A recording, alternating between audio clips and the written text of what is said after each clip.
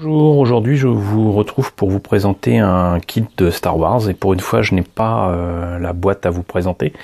Je ne sais sincèrement pas ce que j'en ai fait, elle doit se trouver quelque part, mais je me suis dit que l'occasion était quand même assez belle de vous présenter quelque chose que j'ai montré en exposition de nombreuses années durant, que j'ai monté il y a facilement 10 ou 12 ans. Et il s'agit de la navette Tydirium, de la navette impériale, que l'on voit à partir du Retour du Jedi, et qu'on a essayé de faire croire que ça existait déjà pour l'Empire contre-attaque, mais c'était des scènes retravaillées, on va dire, pour l'édition spéciale de 95-96. Et il ne s'agit pas du kit AMT ERTL, mais du kit Revell. J'ai le kit AMT ERTL, et même s'il est devenu introuvable, c'était une belle pièce, c'était une grosse pièce, mais là il s'agit donc du modèle de Revell. Et il est beaucoup plus petit, beaucoup plus petit. Et ça reste un easy kit, hein, mais je l'avais utilisé pour prouver qu'il était possible à l'époque de faire des kits rapidement, facilement, et simplement d'améliorer l'ordinaire avec l'utilisation des Gundam marqueurs dont je faisais la promotion toujours à l'époque. Ces Gundam marqueurs ne m'ont jamais, comment dirais-je, déçu, surtout pour les Real Touch marqueurs. Et comme on va le voir ici aujourd'hui, j'ai pu encore une fois donner un résultat assez sympa avec l'utilisation simplement de ces feutres. Et je sais pas si je vais pouvoir faire ça, voyons. Oups, voilà. Et j'aurais dû prendre le truc qui tourne, bougez pas. Et tout de suite mieux. Alors, sur ce plateau tournant, je vais pouvoir vous montrer un petit peu ce que ça donne. Alors, par contre, là où je l'avais stocké, les ailes n'ont pas trop aimé le lieu de stockage et ça a fini par déformer un petit peu les ailes, mais rien de bien grave. Quoi qu'il en soit, donc, kit très facile à faire, très rapidement, et ce que je me suis contenté de faire, c'est simplement le salir, mais avec uniquement les Gundam marqueurs. Alors je ne sais pas si ça se voit bien là à l'écran, mais ici donc j'ai mis par exemple du gris, du noir, et j'ai tout simplement mis ça dans les creux des pièces, et j'ai passé un sopalin, un Kleenex dessus avant que ça ne sèche trop. Et même si ça séchait trop, j'avais toujours la possibilité de venir avec un petit peu d'alcool à brûler, d'alcool à 90 pour modifier ça. J'aurais dû modifier les moteurs parce que là ça fait vraiment naze, mais bon, avec les feutres c'était pas possible. Mais ça c'est quelque chose sur lequel je pourrais revenir une autre fois.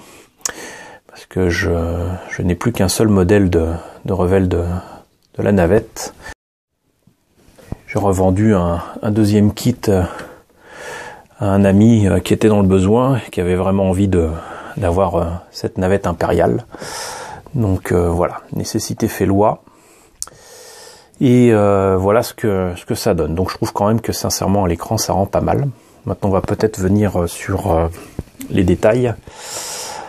Vous l'avez vu tout à l'heure, bien évidemment, le kit a, contrairement à la navette de Kylo Ren, la possibilité d'avoir les ailes qui se replient et qui se déplient.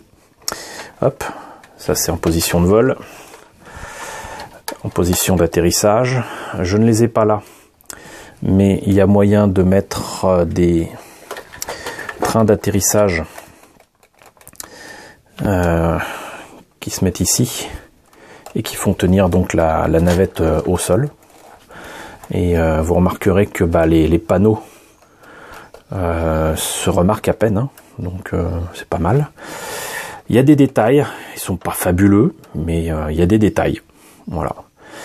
Je me suis amusé à repeindre toujours avec les Gundam marqueurs les câbles électriques qui se faisaient jour ici sous la passerelle. Les armes auraient gagné à être en creux pour les canons, mais ça ne l'était pas, donc du coup j'ai mis du noir. Ça vaut ce que ça vaut. Et je crois que j'en avais parlé pour la navette de Kylo Ren. Il y a un poste de pilotage, même s'il n'est pas bon par rapport au film, mais un poste de pilotage et un truc que je ne comprendrai jamais chez Revell. Voilà. Vous le voyez ici. Là, normalement, il y a une pièce transparente. Voilà. Mais elle apparaît noire parce qu'en fait, elle a été peinte en noir dedans.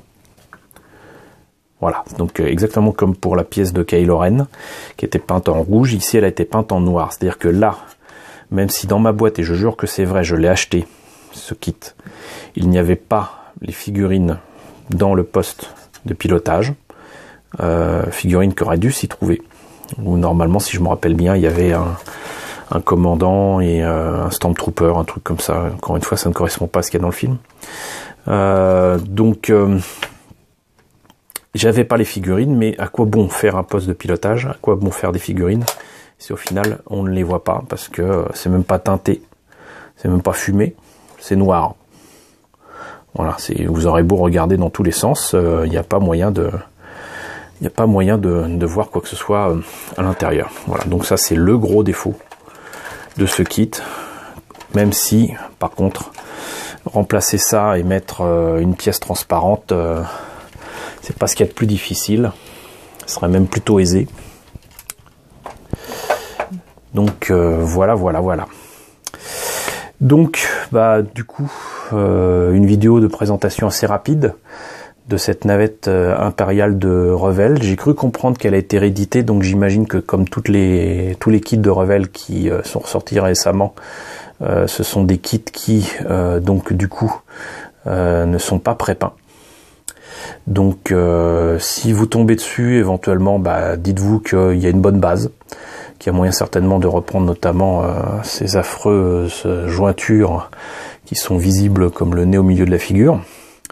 Mais donc il y a moyen certainement de faire quelque chose d'assez sympa. Voilà. Donc écoutez, j'espère que cette présentation de la navette impériale vous a plu. N'hésitez pas à me dire ce que vous en pensez dans la section commentaires. N'hésitez pas à liker, n'hésitez pas à partager, n'hésitez pas à vous abonner si ce n'est déjà fait. Et je vous retrouve très bientôt pour de nouvelles présentations de kits Star Wars.